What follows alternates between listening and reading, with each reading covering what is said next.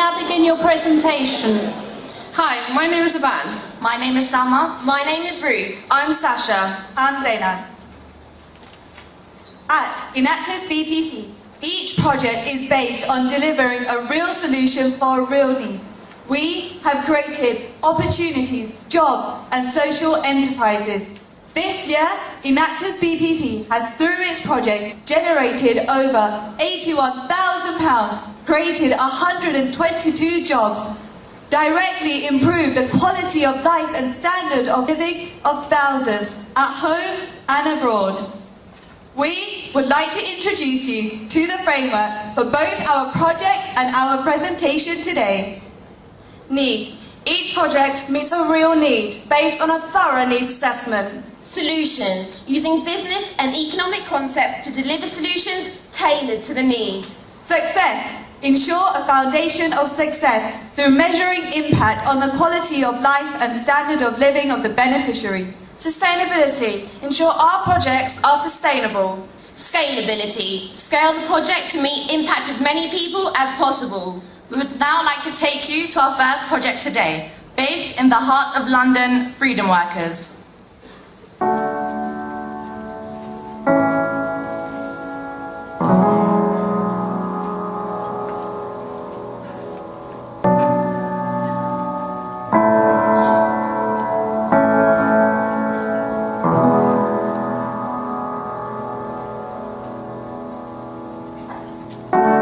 There's a house built out of stone, wooden floors, walls and window sills. Raj was brought into the UK hoping for a better life. For 5 years, he suffered severe abuse at the hands of his employers. I know many of you may feel like you live in your workplace, but Raj literally did. These weren't employers you and I would recognise. With no bed, passport, and not even being paid a single penny, Raj had no control over his life, making him feel vulnerable, isolated, and trapped. We saw two needs. Along with the social, there was a clear economic one. Raj had no financial autonomy. He couldn't even make the simplest of decisions, completely dependent on his employers. Raj did not have a home to call his own. All this led to a poor quality of life and standard of living. Eventually, Raj ran away and sought relief in Kalyan, a charity that gets migrant domestic workers out of abusive environments. However, Kalyan only provides short-term emergency relief. They can't provide long-term support, and the workers are often left relying on others for food and shelter. They're still unable to reach financial security or social autonomy. Enactus BPP developed a two-stage solution, Freedom Workers. Piloted last year is a domestic cleaning service run as a social enterprise. Stage 1. We identified 5 beneficiaries of Kalyan and transferred basic business and economic concepts, ranging from soft skills to business development essentials. Stage 2 focused on the actual setting up of the business. Enactus BPP arranged cleaning contracts with private households. The business charges £10 per hour. £8.50 is paid to the workers and £1.50 is retained to meet expenses. The business works as a stepping stone, enabling the workers to gain confidence and economic autonomy in a safe environment to decide what they would like to do, catering to their social and economic needs. As of April 2012, the business was trading for only 6 weeks. But now, we'd like to bring you to this Enactus year and share our success. This year, we have transferred further business and economic concepts to the 5 workers, such as marketing and strategy. We noticed last year that customer service needed some improvements, so we held workshops in improving quality control, empowering the workers to develop the business further. Last year, we won contracts for them. This year, we have seen the workers win their own, averaging 10 a week compared to 2 last year, truly taking ownership and showing empowerment. Given the growth this year, Freedom Workers has been able to create a further 3 jobs, employing 8 people in total. Freedom Workers makes a profit of over £66,000. This is a take-home salary of over £8,000 per worker, directly improving their quality of life. But What does this actually mean? Before, they were paid a penny. Now, all 5 of our original beneficiaries have been able to secure safe accommodation. They have been able to escape abusive environments and now have a home to call their own. Raj has moved into his own place. He finally has somewhere to live without fear of abuse and exploitation. Their newfound financial autonomy has enabled them to improve their quality of life, as they're now able to do simple things like meet friends for a drink after work. Inspired by the success we saw, we had to make sure that freedom workers were sustainable. To ensure its operational stability, a different worker was responsible for separate functions like payroll, finances, and marketing. This means that each worker was actively managing the business. To ensure financial viability, the business is growing its client base and income streams. Our key social consideration was that recognizing that the business was, in some cases, a springboard to help facilitate greater change in their lives. Therefore, there was a strong focus on personal development and career ambitions. We imparted employability and careers mentoring, ensuring that each beneficiary is achieving their goals. We enabled Fatima to obtain a job in a care home, and Raj is working as a chef. To do this without undermining the sustainability of the business, we used the trainer-trainer approach, empowering the workers to train and employ new staff should the need arise. This enables the workers to facilitate positive change for people who have the same needs that they once had. The business is therefore able to grow itself as the workers are empowered, securing new contracts and training new employees. This year, this growth has facilitated the creation of 3 new jobs. Thus, we have ensured that Freedom Workers is self-scaling. This year, Freedom Workers has become a fully fledged social enterprise, creating 3 new jobs, employing 8 people in total, and generating an income of over £66,000. Freedom Workers has impacted both the standard of living and quality of life of 8 people. People who now earn over £8,000 per year. People who now have a safe home and freedom. But most of all, Freedom Workers has stayed true to its name, truly ensuring that each one of the workers is truly working towards freedom. Whether it is domestic or international, whether we are working with 8 people or hundreds, we know that this framework worked. We would like to show you how we replicated it in India for our project, Viewing Futures. India, the world's 2nd largest population, 816 million living below the poverty line, millions living in fuel poverty. You are in fuel poverty if you spend more than 10% of your income on fuel. But imagine spending 60% of your income on fuel. This is what millions across rural India have to do. We identified 2 clear needs: economic, unaffordable fuel, and environmental, as 60% of India does not have a waste management system. We knew there was a solution to meet these needs: fuel briquette, a cheaper, more efficient and environmentally friendly fuel source using 100% waste materials. The 23,000 people of Suriname, India, spend on average 58% of their daily income on firewood, leaving them unable to afford basics like food, clothes or medication.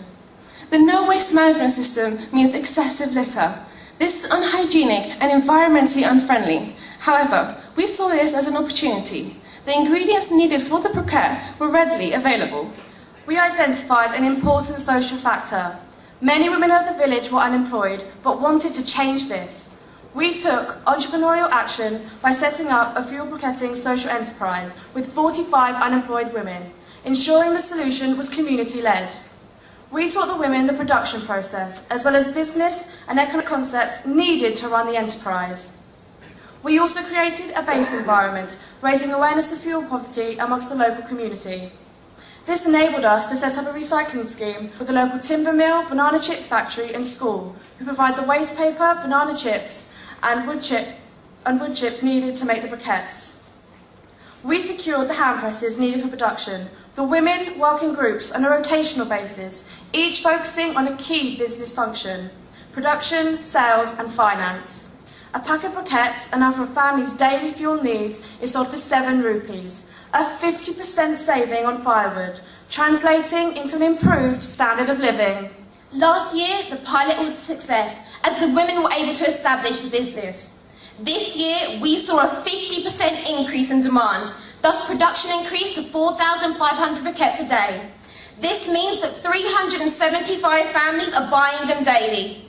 The increased profit enabled the women to train and employ a further 20 women. Women receive a daily income of 38 rupees each, bringing them above the local poverty line and improving their standard of living. They each also make a contribution towards a community development fund, which has launched a microfinance scheme for heat-efficient stoves, catering to large families and small businesses. This year, 39 stoves are in place to further alleviate fuel poverty.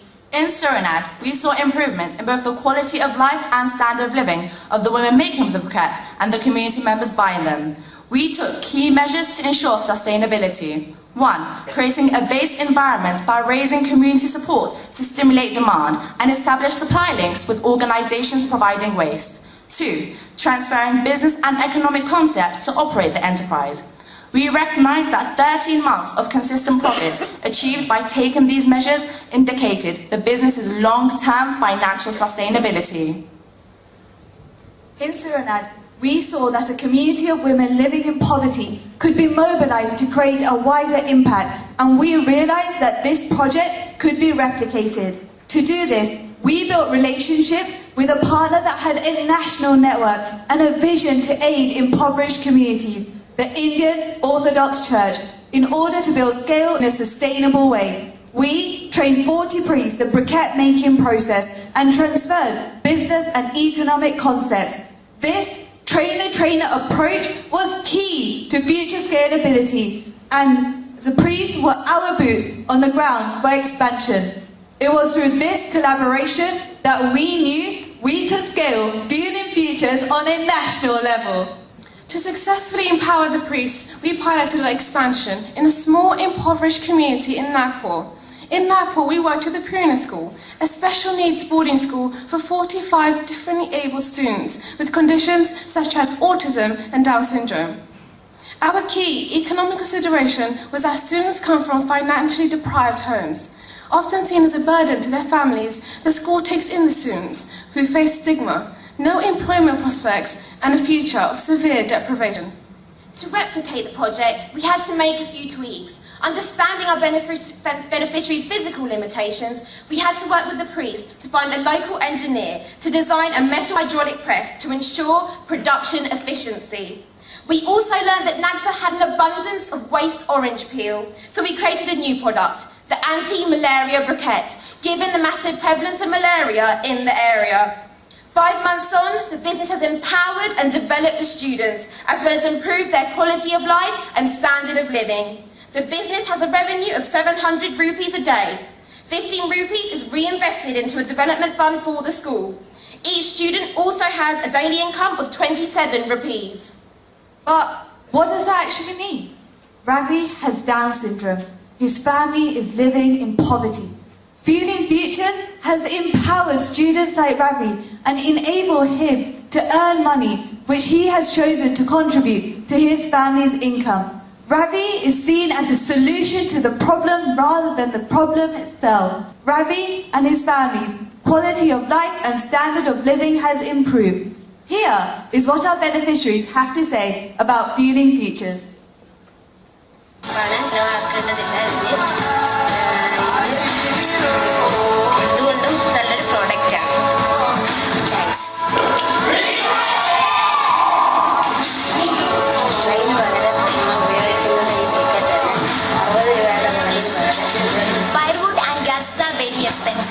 So briquette are fantastic alternative for our family.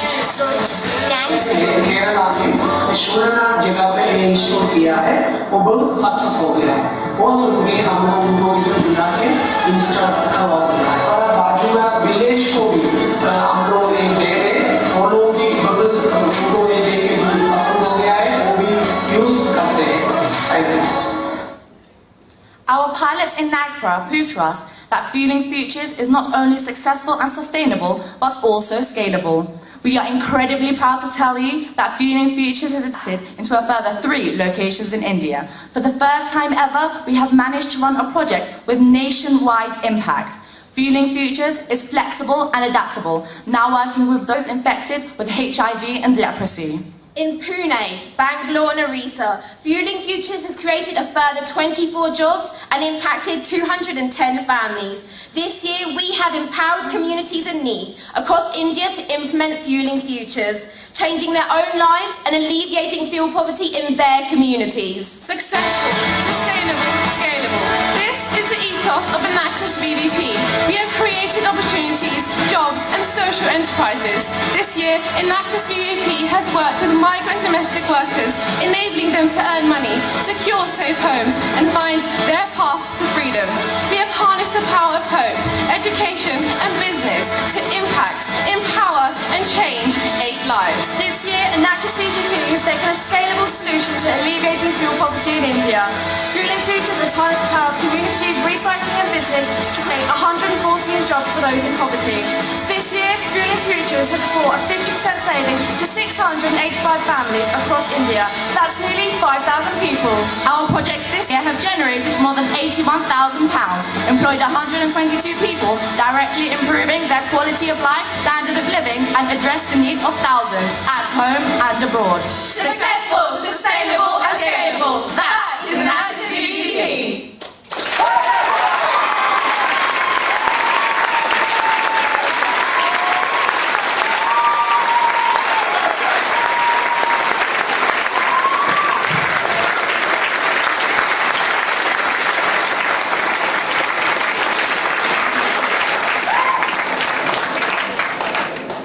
Judges, you may now ask questions.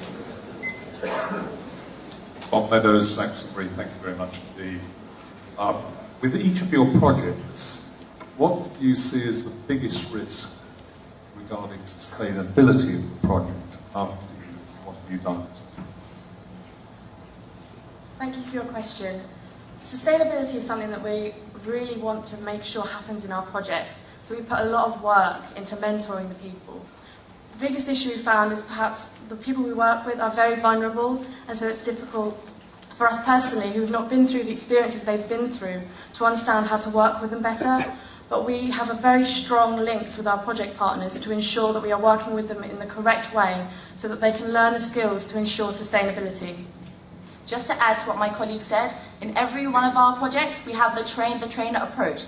This means that we train the original people who then go on to train other people who are in their positions. This is a good way we ensure sustainability in all of our projects. Sorry, in addition to my colleague, also, that's why our connection with the Orthodox Seminary is so important. They have nationwide impact and we have very close connections to them. It is through them that we can have nationwide impact and have had nationwide impact in India.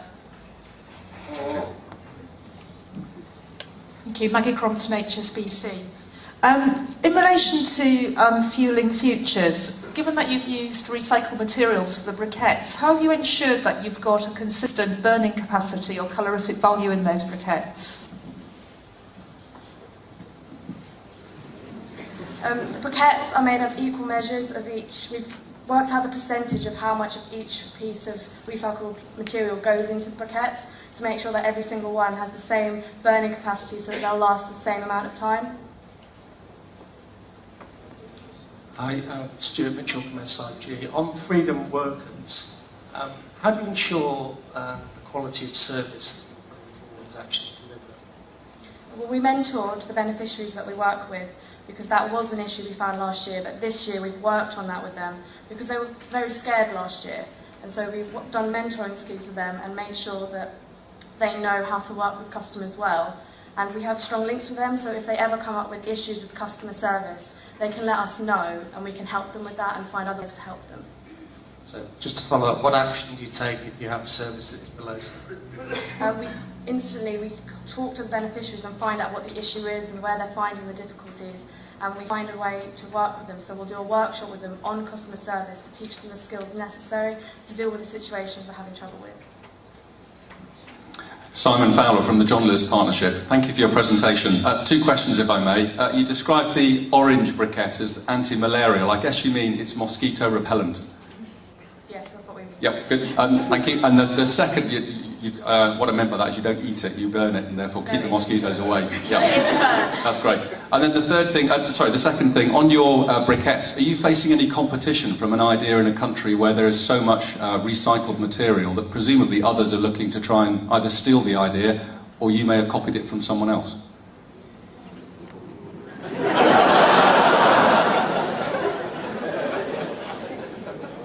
We are not currently facing competition concerning other countries creating a malaria briquette from what we're aware of. Our main, what is of importance to us is to actually empower the communities in India and then scale this to different countries. And by all means, if anyone wants to take this project and empower people's lives, that is what is important to us. To add to what my colleague said,